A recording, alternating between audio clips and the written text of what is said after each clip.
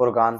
मैं कविंद्र नगर गली नंबर 2 में रहता हूँ। ये मेरे माँ बाप हैं। मैं अपने माँ बापों के साथ यहीं रहता हूँ। कविंद्र में शादीशुदा हूँ। मेरे 2 बच्चे हैं। मैं और मेरी वाइफ और मेरे माँ बाप हम यहीं रहते हैं। सर 9 तारीख को हुआ ऐसा था, मैं रोड पे से आ रहा था, गली में हमारे इस तरफ से मैं रोड पे से मेन रोड पे से आ रहा था, तो ये लोग सट्टा वगैरह भीड़ भड़क्का लग रहा था यहाँ पर गली में, गली के नुक्कड़ पे हमारे। तो मैंने पूछा क्या क्या हुआ, तो वहाँ थोड़ी बदतमीजी हुई।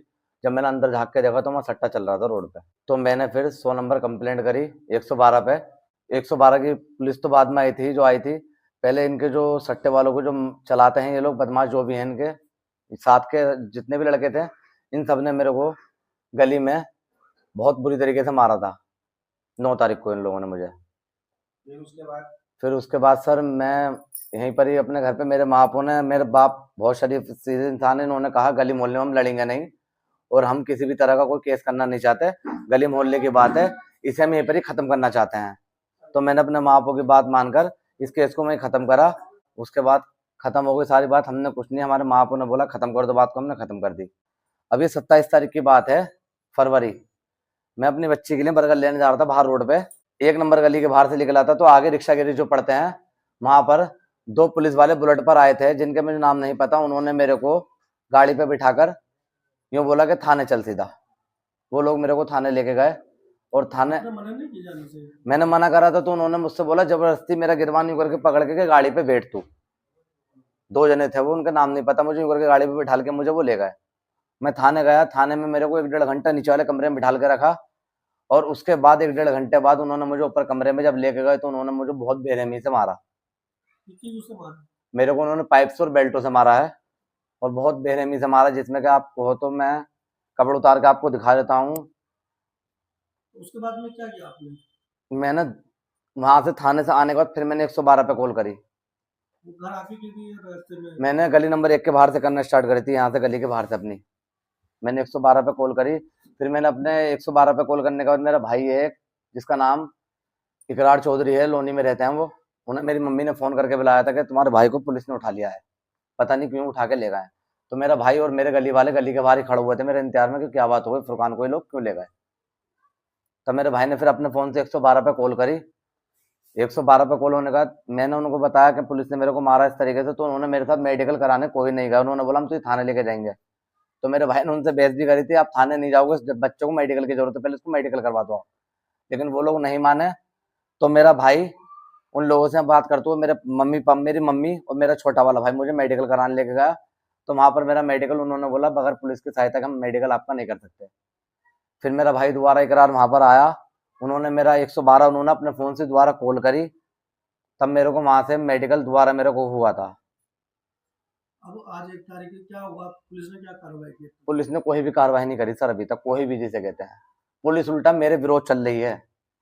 मेरे पापा को रोक के गले 5:30 बजे के टाइम पे धमकी दी गई है, जो गली में सट्टे वाले हैं ये। सट्टे वालों से झगड़ा हुआ? जी जी जी, उन्होंने धमकी दी। धमकी में आपसे क्या कहा था उन्होंने? इसका इलाज हम करेंगे। जोर से बोलो। इसका इलाज हम करेंगे। उन्होंने मेरे माँ बाप को रोक कर धमकी दी है, और जिसमें कि मुझे नहीं पता उनको कौन बदमाश है, बराबर मेरे घर पे चक्कर लगा रहे हैं मुझसे मिलने के लिए। तो आपने फिर क्या, आप क्या चाहते हैं? मैं पुलिस से क्या, मैं अब डायरेक्ट कोर्ट में जाना चाहता हूँ। मैं जज साहब के सामने ये बयान करना चाहता हूँ, जो मेरे साथ हुआ है, मेरे साथ बहुत नाजायज करा है इन लोगों ने। मुझे इंसाफ चाहिए दिल्ली पुलिस से।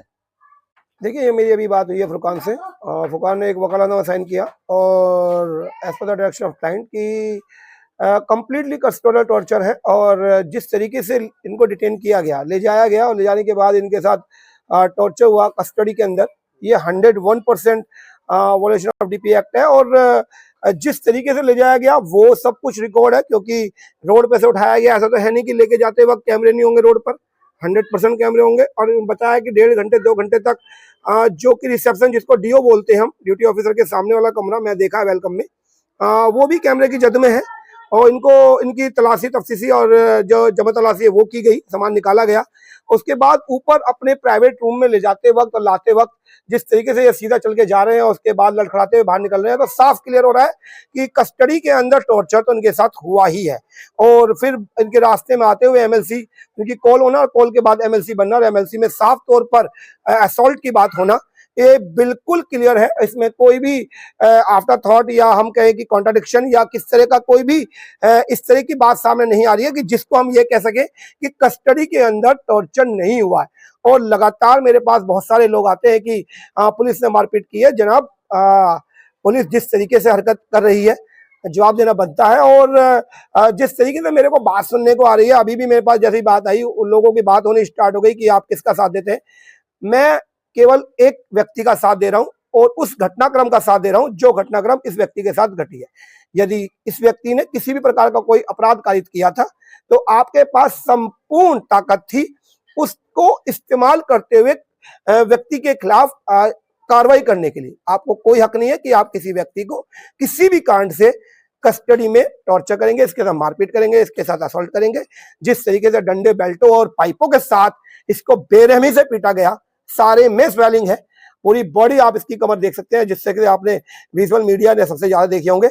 इस तरीके से कोई एक आम आदमी भी किसी को मारते हुए, कहते हैं ना हैवान भी होगा ना वो भी मारते हुए एक बार को रहम कर लेगा, लेकिन इस व्यक्ति के साथ जिस तरीके से टॉर्चर हुआ 101% वायलेट हुआ है और इसके लिए लड़ाई बाकी है। क्या नाम है आपको?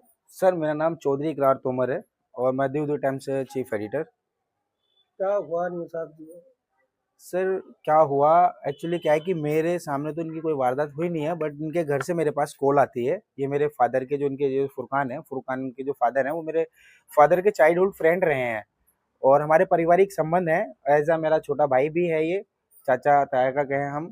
तो इसकी वालिदा ने फ़ोन किया मुझे, खाला ने कहा कि इस तरीके के तुम्हारे भाई को ले गए हैं पुलिस वाले उठाकर और उसका फ़ोन नहीं लग रहा है।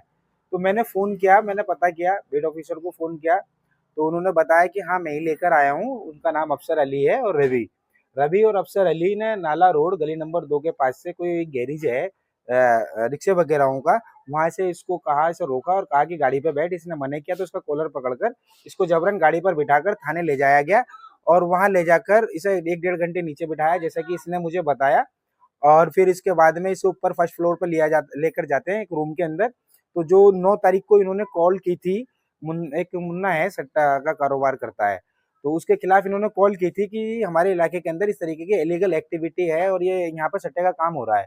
तो इन्हें तो नहीं पता था। खैर मैंने अब उसकी इन्वेस्टिगेशन की 2-3 दिन से मैं पूछा इलाके मोहल्ले वालों से भी, तो उन्होंने बताया मुझे कि ऐसे मुन्ना का मामला है और मुन्ना अपने 2 लोगों के साथ में और 2 दमादों के साथ में अपने कारोबार को चलाता है, जिसका इन्होंने विरोध किया। वो विरोध करना इन्हें नागवार गुजरा बीट ऑफिसर को, क्योंकि उनका कहना है कि भाई काम कराने वाले हमें, बंद कराने वाले हमें, तू होता कौन है। तो उसके बाद में इसके साथ में कथित तौर पर मारपिटाई भी की गई गुंडों द्वारा। तो उसको मोहल्ले पड़ोस वालों ने समझा बुझाकर इनका कंप्रोमाइज आपस में करा दिया और हमने भी कहा कि विवाद में अच्छा नहीं है और आप इसको खत्म करो, कोई बात नहीं, आइंदा इस तरीके की हरकत नहीं होनी चाहिए। उसी वजह को लेकर मुन्ना ने उसको बीट ऑफिसरों को कहकर और इसको पुलिस द्वारा उठवाया गया। वहां पर जिस रूम में लेकर गए ये, तो इन्होंने फुरकान ने बताया कि 2 लोग वहां पर और पहले से ही मौजूद थे उस रूम के अंदर, जिसका नाम एक विनोद बताया जा रहा है, वो वेलकम थाने की क्रैक टीम का एक सिपाही है। और जो 9 तारीख की 112 नंबर की कॉल पर जो आईओ काउंट हुआ था उसका नाम नहीं पता, बट वो भी अफसर अली ने भाई के सामने बताया कि ये वही है जिसने 112 नंबर पर मुन्ना के सट्टे के खिलाफ कॉल की थी। तो उसने इतना सुनते ही और इन फुरकान के साथ में बर्बरता के साथ में मारपीट शुरू कर दी, लाठी डंडों से और बेल्ट वगैरह से पीटा है। काफी चोटों के निशान है, गुमचोटें काफी आई हैं, जिसके बाद में हमने 112 नंबर कॉल करके इसकी MLC कराई, हॉस्पिटल लेकर गए। और आज 1 तारीख है, आप देख सकते हैं कि पुलिस की अभी तक कोई कार्रवाई नहीं है और शून्य कार्रवाई है। और मैं आशा करता हूं कि दिल्ली पुलिस से कि इसको इंसाफ मिलना चाहिए और जो आरोपी हैं उनके खिलाफ सख्त कार्रवाई होनी चाहिए।